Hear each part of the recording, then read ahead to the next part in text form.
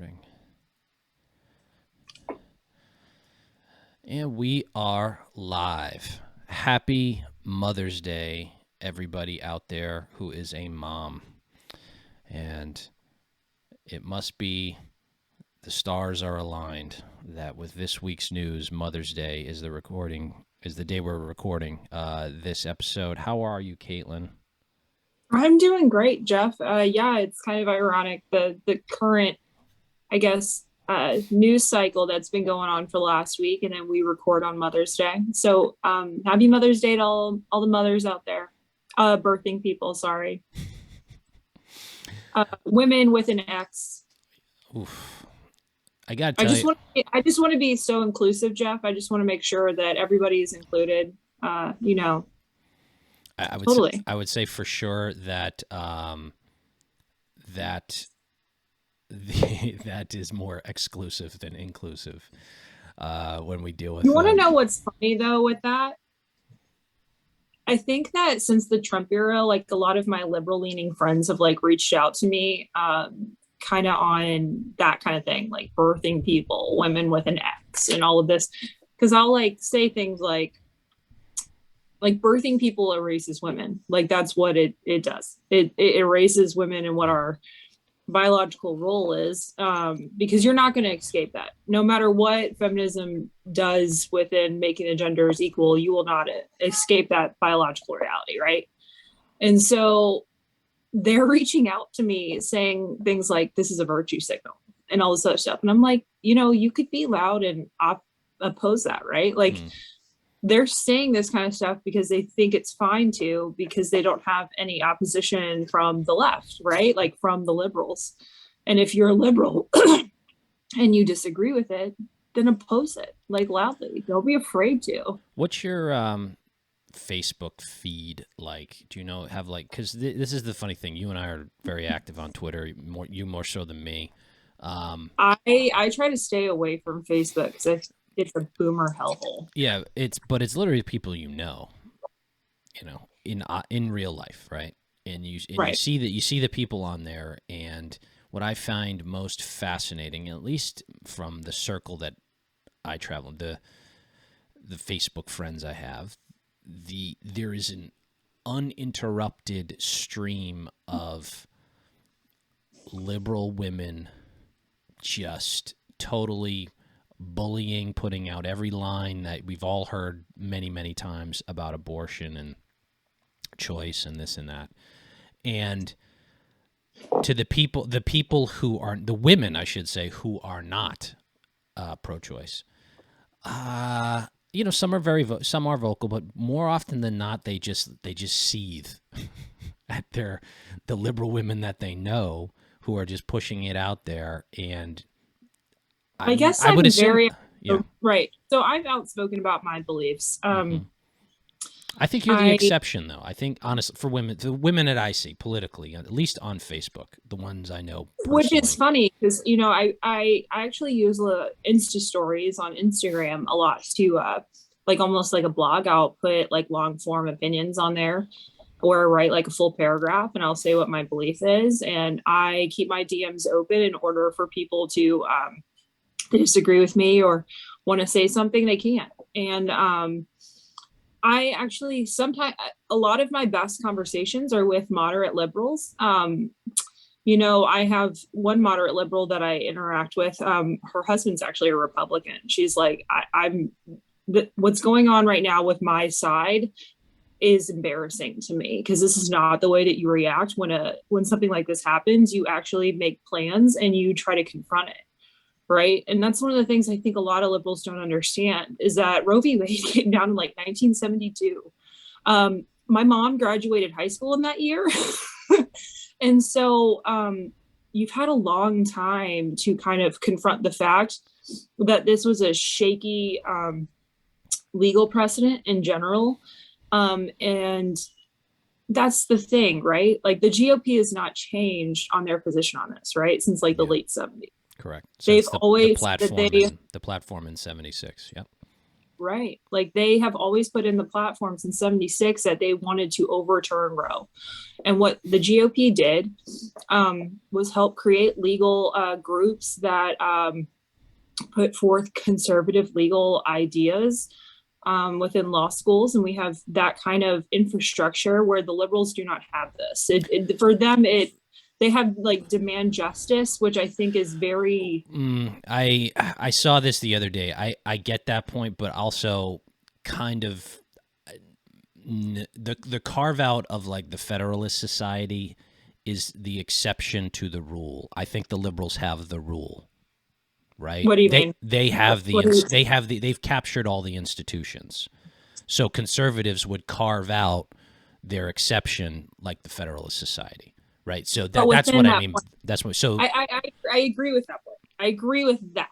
The exception so institutions exist and they make actions, right? But I think that within that, if we created conservative legal groups that would kind of challenge, I guess, the institutional thinking over time, like that creates an infrastructure where we can I guess make that challenge, right? And that's what we have done with Roe v. Wade. We did that with Obamacare, and we got Obamacare whittled down as much as we could legally.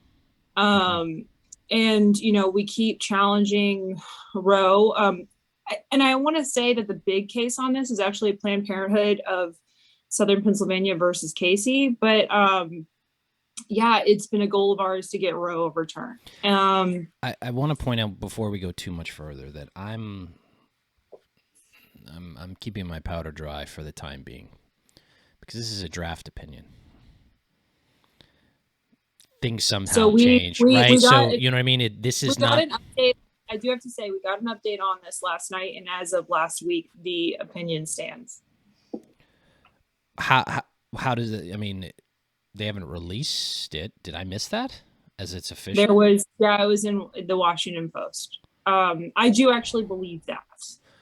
I mean, look, I'm saying it's probably right now. There's protests going on at the Supreme Court judges' homes. The left is trying to intimidate them to change their mind. I think it's conceivable, even if it's not probable, that they could get somebody to reverse. They threaten them, they intimidate them, which is what the left does. That could entirely happen. So, all right, if I've missed that in the past 24 to 48 hours, that's on me. But it was released like late yesterday. So if like you were like chilling and cooling out on the weekend, like no worries. But the Washington Post released the news yesterday that the opinion has remained unchanged. Okay. And that CJR, Chief Justice Roberts, was going to uphold Roe, but also uphold the Mississippi state law on abortion. Okay. So he was taking road, which is kind of normal for him. Yeah, he's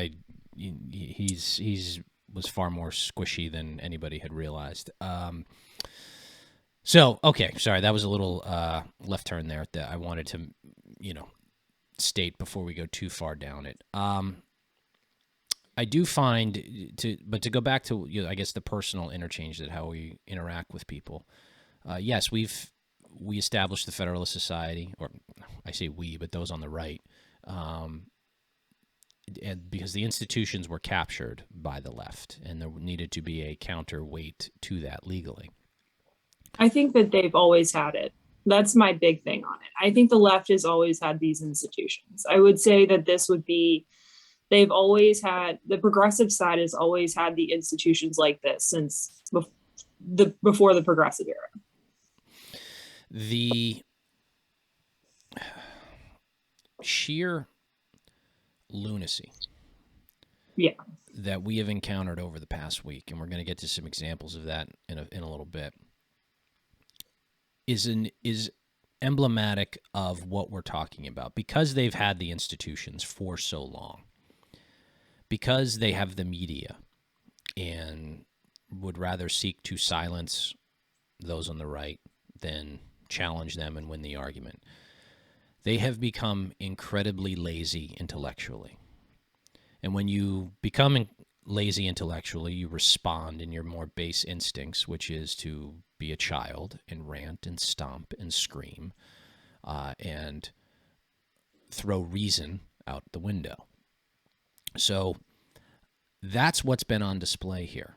And to your friend's point, that this is a left leaning friend. Yeah. I have several left leaning friends. I have some that are very rabid in this belief, like they are not able to have a discussion on it for whatever reason. They're driven by severe emotional, and the thing is that they know what my opinion on this is. I'm not changing.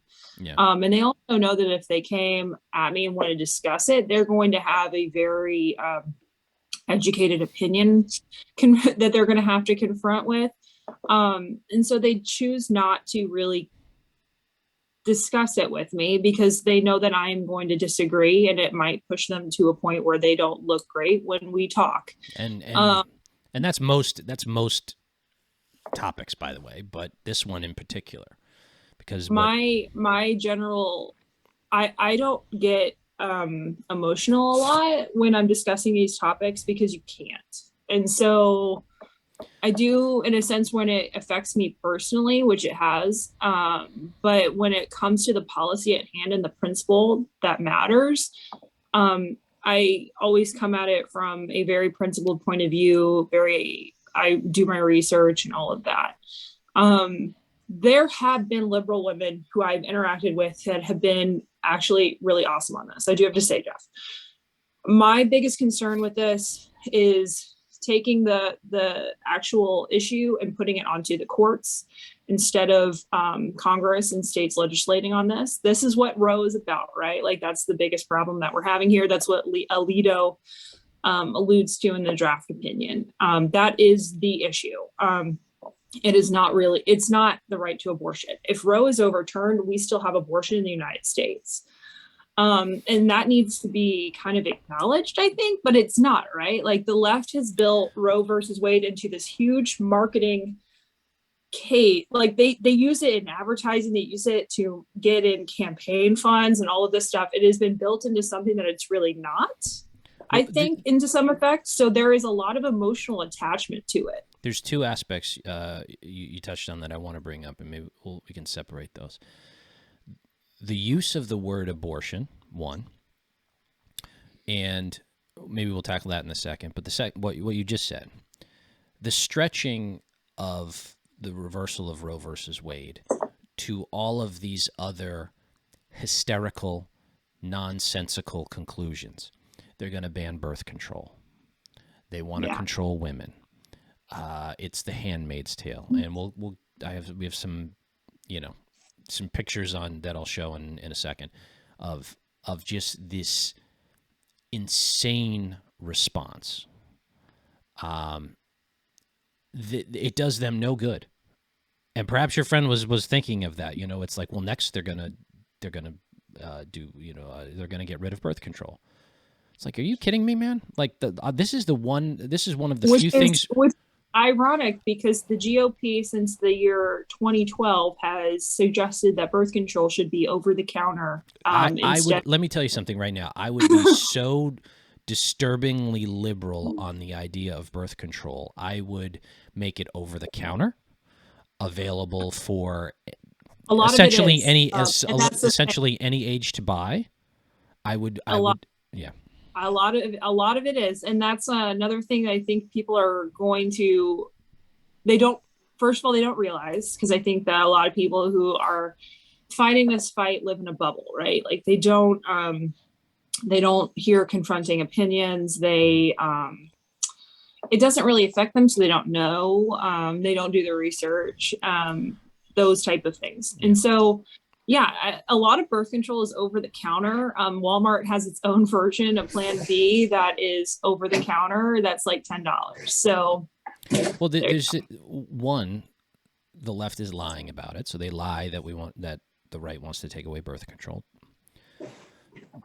Two, it would if the hypothetical if the right wanted to go down in that direction, there'd be numerous people on the right fighting against it, because I'm sure you're going to find some kook. There's always some kook who wants to go take it to the extreme, and people will nutpick. And three, if it was the consensus opinion, which it's not, we would pay such a heavy political price for it. It would make everybody's head spin. Everybody's head spin. I also want to make this point too. So the entirety of the GOP Congress caucus and the Senate is not pro-life. So we have pro-choice Republicans in the Senate right now. Susan Collins and Lisa Merck out of Alaska, Susan Collins of Maine. Chuck Schumer is going to be holding a bill codifying Roe on Wednesday. And right now he has 49 Democratic votes. So it will fail because he's not going to get 60. Okay. He is not getting Susan Collins on this vote, the pro-choice Republican. He's not getting Susan Collins for several reasons. He's not getting her because his bill does not protect Catholic hospitals and religious freedom. He's not getting Susan Collins because the bill goes too far on what appropriate restrictions on abortion should be. Okay, this is what we're dealing with on the left right now. I think that you will find a lot of Republicans that will come to the middle on things like birth control and even abortion, on plain abortion restrictions. If the Dems came forward right now and said, okay, we're gonna end this fight. Okay, we're gonna come forward. We want European style abortion restrictions, which basically says that abortion will be restricted after 20 weeks in the womb. How many Republicans would take that deal? It would be enough to get 60 votes. Yeah, I personally think likely, yes. Yeah. Okay. And that's what I keep telling my liberal friends. If you all made that deal, we would probably come to the table because we know that would end a lot of what we have an issue with, which is third term abortion. We have a lot of issue with, just the way that they present it in such a extreme terminology that just does not respect life, and we don't have to pretend it does. And I'm going to get into this next clip in a second, but this kind of goes back to what I was saying before. The word abortion is used a lot more frequently, but which is different from decades ago. We're really talking about what it is. Throughout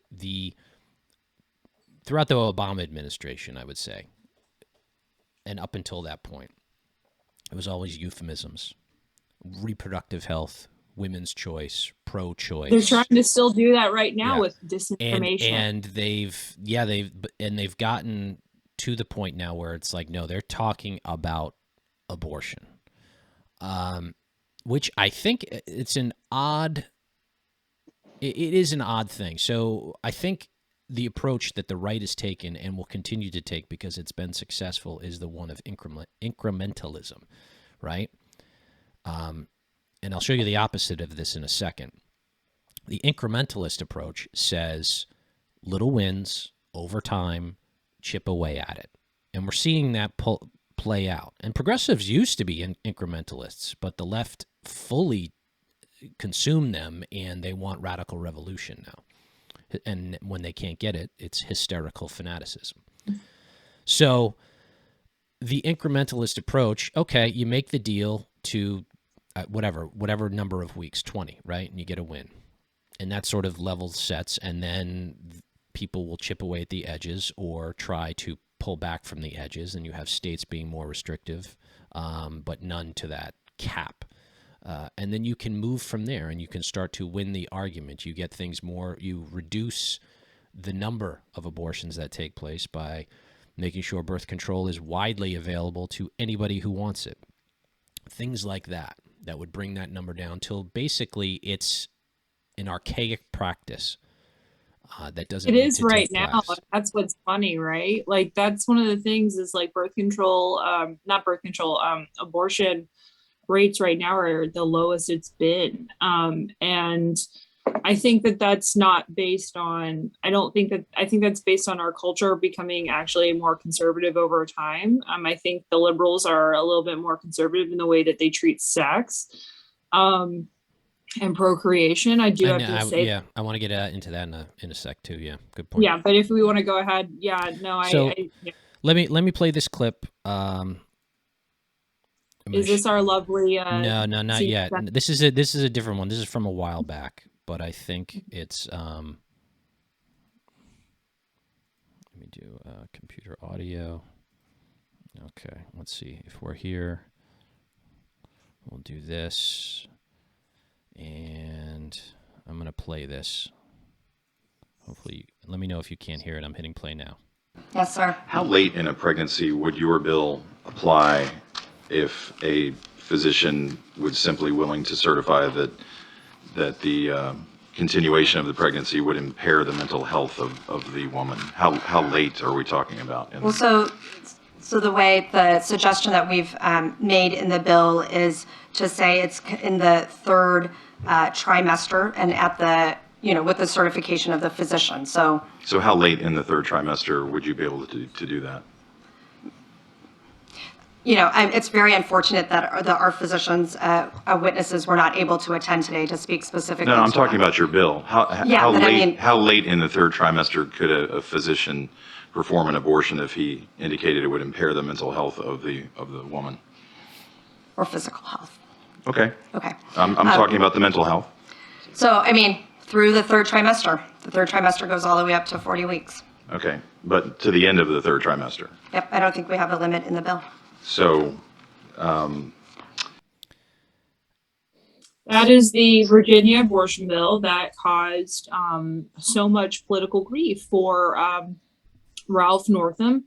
When that came out, he did a radio show basically saying that they would do infanticide after the child is born based on this bill, right? Yes. That is mental the opposing health. view. That is right. Mental health. So not like this is where you get into this stuff where, we're going to play a clip of Elizabeth Warren. She's going to talk about how 69-70% of Americans support Roe v. Wade. Well, if you just ask them that question, you'll get that answer. Okay, but when you start to chip away and peel back, abortion polling is always so shady. Yeah. So, but if you ask them the specifics and you get into things like this, then the numbers drop significantly. So, yeah, you're talking about a bill that goes right up until the edge. And that's something that's supported by like 10 or 12% of the population, right? When you actually get that down in the I don't even know who those insane people are. But then this is the other aspect about this, these legalistic terms that we get into where they talk about the health of the mother, right? So, what if the health of the mother is at stake? Okay, well, geez, I'm a reasonable person. If the health of the mother is at stake, absolutely. And then then they add things when you're not paying attention, like the mental health. Excuse me, the mental health? The mental health of the woman who's pregnant, you can abort up until birth, essentially. Or, and this is true, the financial health. The concepts are twisted. Who would force that? Who would? What do you mean? Who would force? How do you enforce that? So, right. Or like that. That's one of the things I have a lot of. I have a lot of questions when you talk about financial health. Is that a forcing of the government to have you be in financially good standing in order to have kids, or is it you're allowing an abortion after they've proven that their financial health is not in a good state? I don't even think they have to prove it. They just have to claim it because the laws on the books expand the concept of health to financial health. Like that's where they go to it. And we in Massachusetts a couple years ago, there was perhaps when Kavanaugh got on, there's always this reaction in blue states. Well, we must codify abortion into law. And then this is the reason why having Charlie Baker, even though that I'm going to go on a little rant here. Go. Even though Massachusetts GOP really thinks that he's super pro-choice, he's the one that vetoed. What was it? Was it called the Roe Act? where it Might be, allowed yeah. 16-year what? It might have been called that, yeah.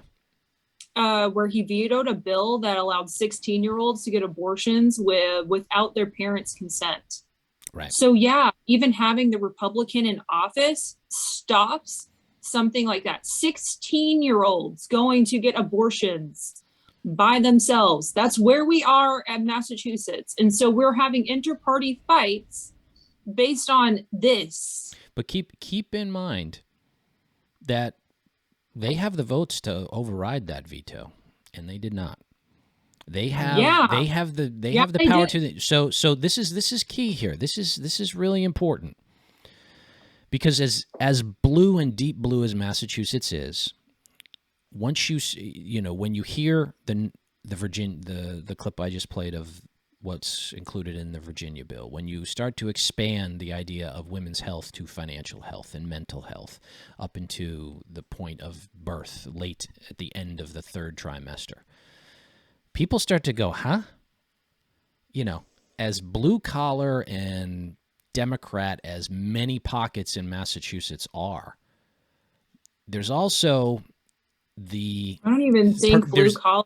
Well, but it's also Massachusetts is more Catholic than a lot of other places. There's pockets of deep Catholicism where they might love the welfare state, but they are decidedly pro-life, or they're just not as welfare state like it is a pro-life entity. And that's one of the things that I think that a lot of people don't understand when they talk about Catholicism and the way that Catholics vote.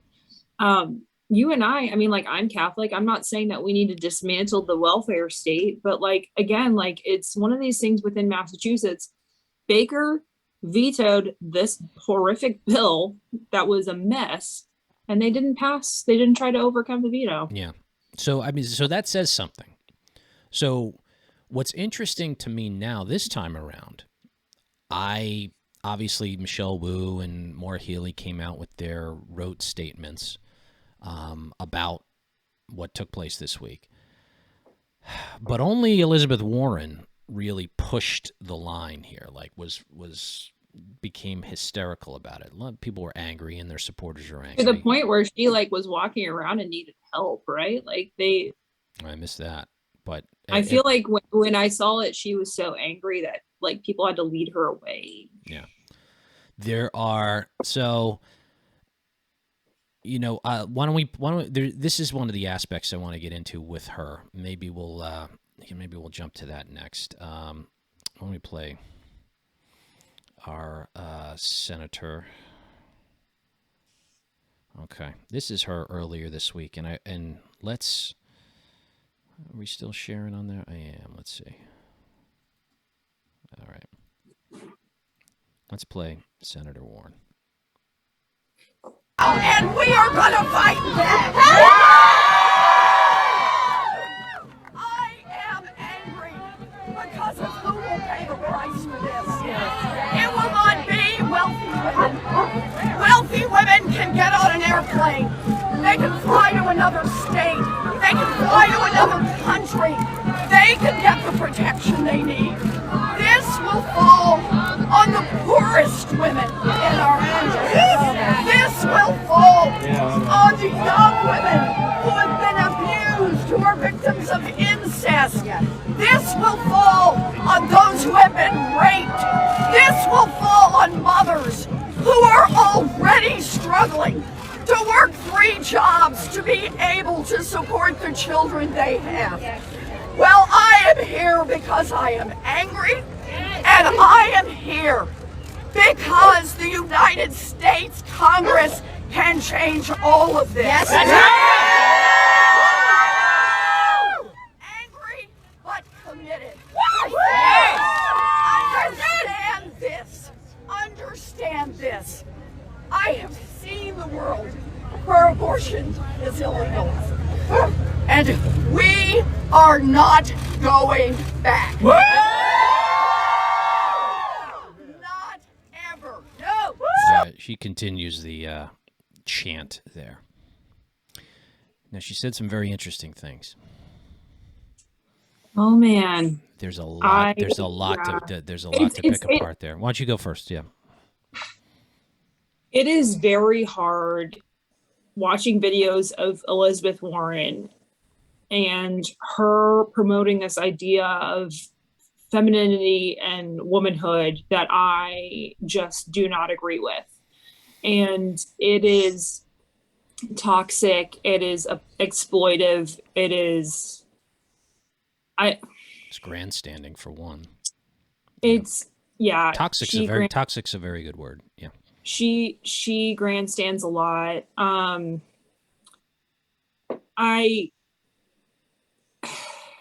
It's hard to put into words how much I cannot stand Elizabeth Warren, because I do not agree with her measure of being a complete and full woman. If you don't believe this, then you're not one of us. Like I think that's what she proposes in a lot of her what she says, and it is so far from the truth. And so it's hard. It's hard watching her speak a lot of the time, is because she says things that get the uneducated masses riled up, and it's just lies.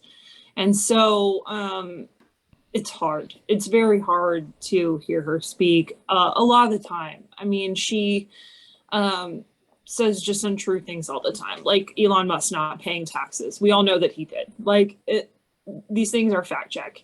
And I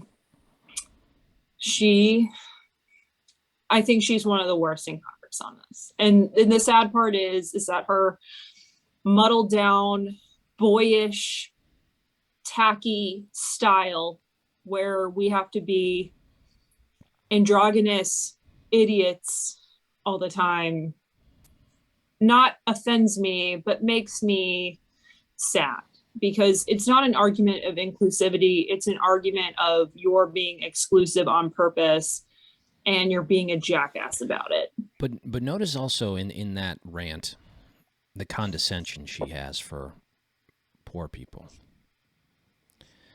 As if to say, you has can't... never been, okay. My mom grew up in a situation where they were dirt poor. And a lot of the stuff this week has been like, think of the poor women, think of the poor women. And I think of the poor women, I think of my grandmother who raised my mom, who was dirt poor. And she chose to give birth to my mom. And I don't think that she would have chosen otherwise in 1953, 1954. So I mean, so what are you going to do? What would you say, that my grandmother would have chosen abortion if she wasn't pushed so by religion or whatever? Like, that's the thing where I just constantly go back to, I'm like, my grandmother, my mom's parents were so poor and they had my mom. Well, yeah. So this is really important. This is really important. This shows you how little she thinks of the people that she thinks she's getting to support. Well, her. she also, if you're poor, abort your child rather than, and by the way, this is interesting in whether she knew it or not when she was saying. It's a rationing argument after that. Yeah, but mothers who have to support their other children. Okay, so like they've given up the game on the obfuscating language, right? And I mean, so my mom is 6 years younger than her closest sibling, and my mom had a sibling that died before she was born, and so they had my mom. They had my mom in the early 50s after that happened, and they were dirt poor. Like, I mean, it was like deep Acadia, Louisiana.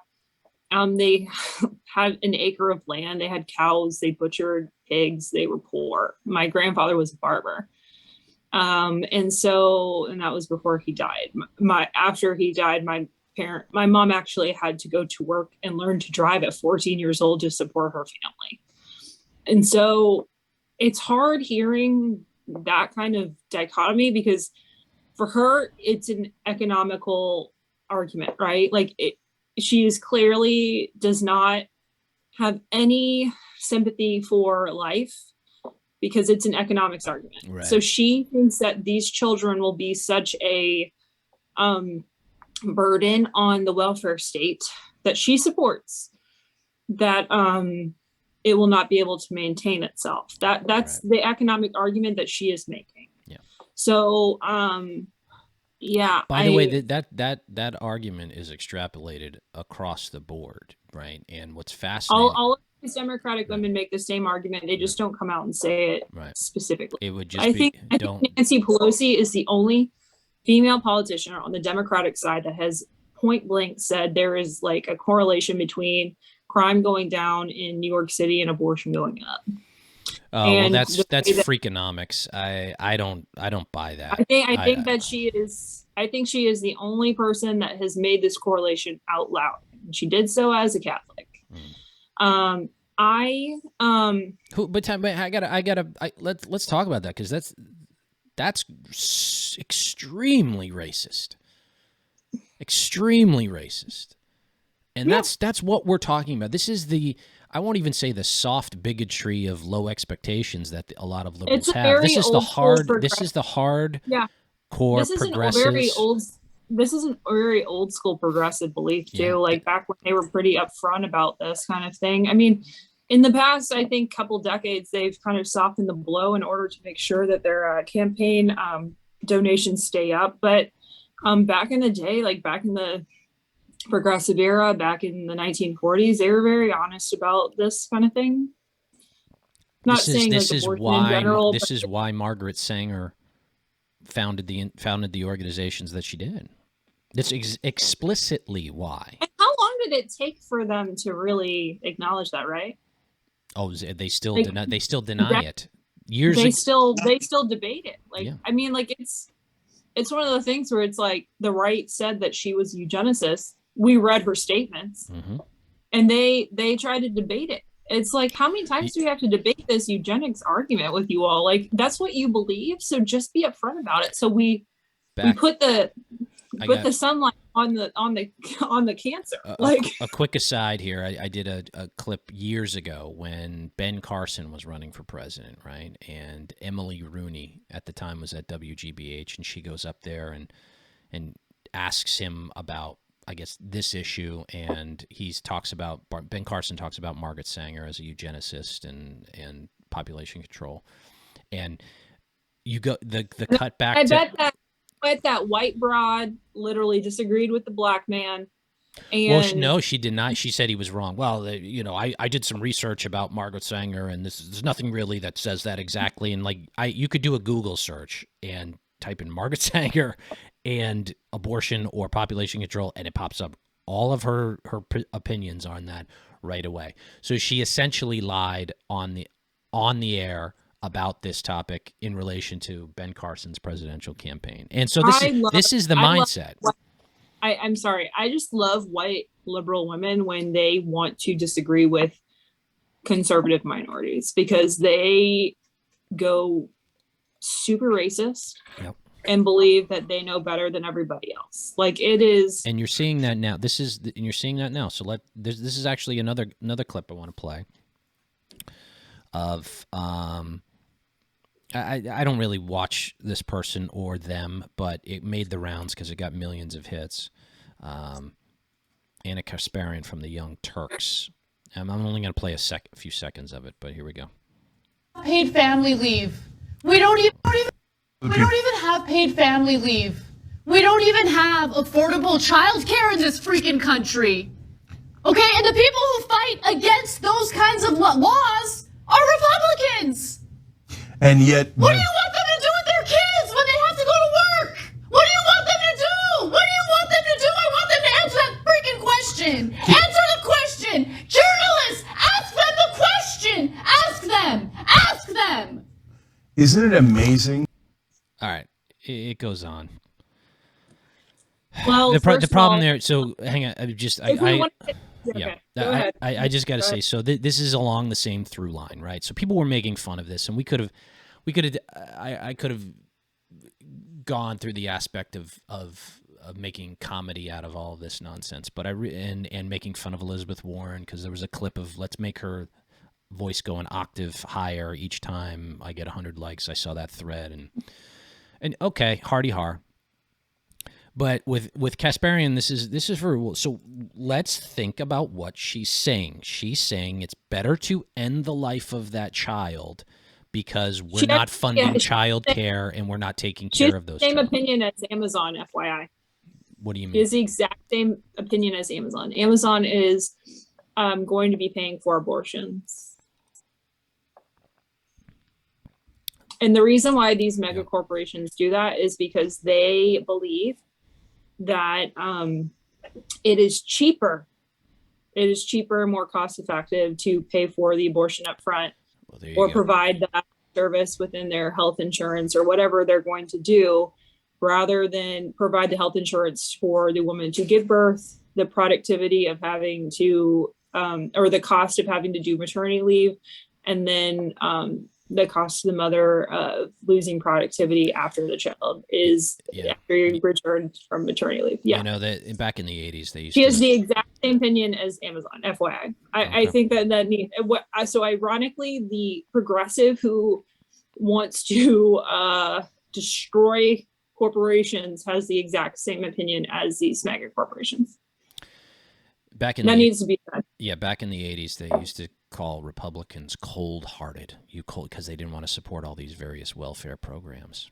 But I want you to think about like just the view that Anna Kasparian has there. It's ghoulish, right? If you really pick it apart, it's end the life of the unborn child out of convenience, out of economic easement. And this gets down to like kind of the hysterica again. She's hysterical and fanatical and illogical. And if we want to get to a point where we have mature conversations about this, where maybe come to some kind of consensus, one thing I found that maybe we'll end with this aspect because we go a little longer than we usual, but this is a good topic. We talked about this a little bit before we went on. This is an uncomfortable topic. I don't like talking about it. People have their positions. Nobody's moving on it. There's screaming, there's yelling, there's irrational tantrums. You can't get much more. Like, I'm going to have my view, you're going to have your view, everybody's going to have their view, and it's pretty much set in stone, and we'll fight it out however we fight it out. So it's not like a good debating topic. So it's uncomfortable. It is uncomfortable. The act of abortion is uncomfortable to talk about. Right. It's at least we're at the point where we're using the word rather than the euphemisms. But I don't know. Which I think is interesting. I do want to make that point. Right now, we are talking about abortion. We're not talking about reproductive rights here. The left has dropped the facade here because they know that it's in danger of being overturned. My point is I think that when people say, "Oh, it's going to hurt Republicans in the fall," I think that every single issue voter on abortion is already a Democrat, and they're going to vote Democrat no matter what. I agree with that. The numbers are, you can't, maybe you could drive out more of your base voters, but you're not going to convert anybody or get somebody who's in the middle on this to vote on this. But by the way, most of the people who are truly fanatical about this are in areas of deep blue areas, right? So changing that, I don't think it's going to, move the needle a significant amount. I forgot what I was going to say, but to kind of close this, but it is uncomfortable to discuss. I don't like talking about this. Which is interesting because I actually have no problem discussing this. I've actually never had a problem discussing abortion, what my beliefs are, but I think that it is uncomfortable because it can be such a controversial opinion, right? Like. Or it can be such a controversial topic. And so it's not something like, I mean, like I know the left likes to do their shout your abortion bullshit or whatever, but a lot of the times it does come down to like a medical procedure for women that they don't really want to talk about in public because they are, and I do think So that it needs to be said. I feel we sorry for women. I sorry. feel sorry for women who have to go through this. I feel your pain. When you express your sadness at this, I feel sad that it happened to you. And so I think that empathy doesn't get truly. I think the right has a lot of sympathy for women who go through this and those who have regret and those who feel super sad that they have to do this. I feel like the left uses that emotion in a toxic way to promote abortion services to keep on going. And so that's why I don't have a hard time talking about this. I went to Catholic school in general, like abortion was something that we always openly talked about there. But yeah, it's a hard subject. The aspect of it that I wanted to maybe close with is the through line you see through all the people who are pro-abortion. You know, the economic case and all of this. It really comes down to a matter of accountability, right? Are we accountable for our actions? Because the vast majority of abortions that take place are because somebody wasn't proactive in using birth control, and that's a moderate position for us, right? Like we're pro birth control or pro sex ed. That's like a liberal we're position. Socially, I'll happily take that because if that leads to less situations like we're talking about, then of course I'm going to be in favor of that. But I actually don't disagree with you. And as I've said, I went to Catholic high school, all girls Catholic high school. And so, when we were in high school, we had like the most intensive, health class that pretty much taught us all about our bodies. And I think that type of learning is so important. Like, I think that type of education is very important because you should be aware of what's going on. We didn't promote birth control, but we did discuss it. There are consequences for our actions. Right. Okay? There are consequences for all of our actions. Okay. And the immediate argument that because I'd say easily over 95% of the abortion cases are for people a woman wasn't planning on getting pregnant and got pregnant. But the discussion invariably goes to, like Warren said in that article, that clip, rape, incest, the extreme examples. But we have to start taking accountability for our actions. And this is both on the right and the left. There's examples on the right, but a lot of this is on the left. Somebody else, this needs to be the left tries to legislate past that viewpoint, right? Like taking responsibility for actions. I think the left tries to legislate past that concept, like you don't need to be responsible for your actions. Well, and even Warren's other pet issue that she was talking about this week: cancel student debt. Like, why? There's no canceling student debt. Canceling the debt will just simply be transferred to the people who didn't obtain the debt, and that's not fair. Like, none of these things are this is it's a constant through line. Like, in there, a young person's life who gets an abortion, the concept behind it would be, well, if you don't, your life would be ruined. You don't have to take accountability for your action. You don't have to take responsibility for your choices. This is convenience. Now, I mean, look, that's what a lot of this comes down to, whether we want to think about it or not. And I think that's where I get uncomfortable around it, because kind of these decisions boil down to that. So it's there are a lot of things we can do in between that. I think the expensive proposition of adoption is ridiculous. It costs $30,000 to $50,000 to adopt a child. From at least it was a few years ago, from what I understand. It should be a complicated process and a difficult process to adopt a child, but it shouldn't be an expensive process to find parents who are willing to adopt.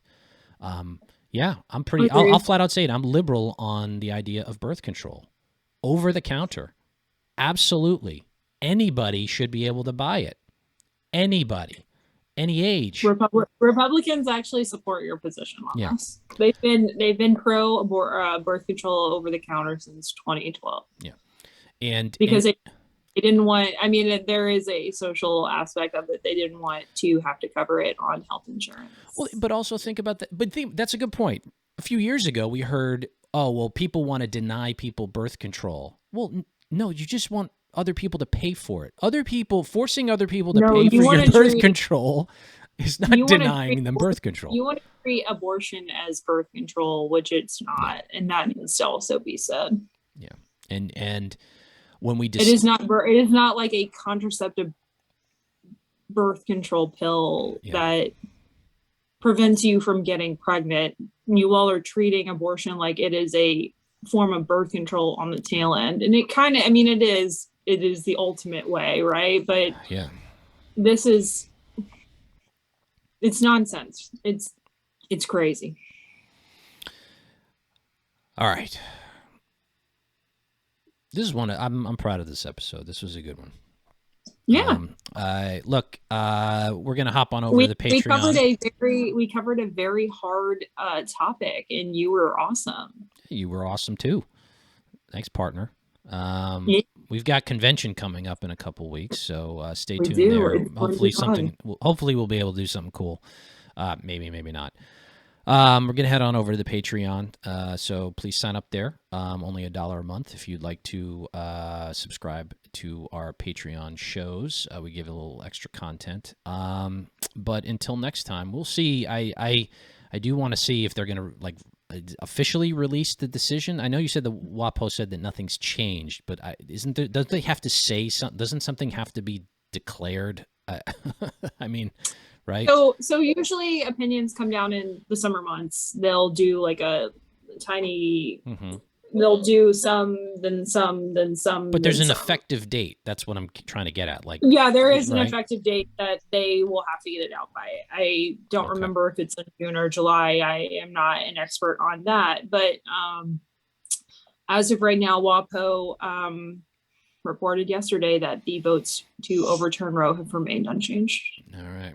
Well, which means Kavanaugh staying with the conservatives. That was the big one. I'll be sure there'll be more to come on this issue, and we'll discuss it as the weeks progress, as we get towards the midterm elections and beyond. All right, folks. And I just wanted to add one last thing. I'm sorry. There was polling on this post the leak. And Republican enthusiasm to turn out in the midterms went up by 2 points. I don't like CNN as a pollster, but they showed enthusiasm for Republicans to turn out and vote. Republicans usually turn out and vote based on judges and justices anyway. And so, Republican enthusiasm went up by 2 points. Well, I'm not saying that that's legit. Again, I don't like CNN as a pollster, but that was their result. Well, let me say to the liberals who might tune into this, be very careful about what you say in the next 6 months until November. You try to find normal people and move away from the concept of forced birth and these phrases that you circulate among you. Forced birth, my eyes roll into the back of my head, and I don't know. I just it is the worst phrase that you could possibly say, because again, instead of focusing on where you could find compromise in order to get your big social achievement, your big social goal passed, you choose to go into forced birth and abortion right before the child is crowning. It's like one of those things where it's like, you're not going to get me there. Yeah. And that's a normal position. So, all right, folks, until next time, have a good week, and we will talk to you later. Bye-bye. Bye, guys.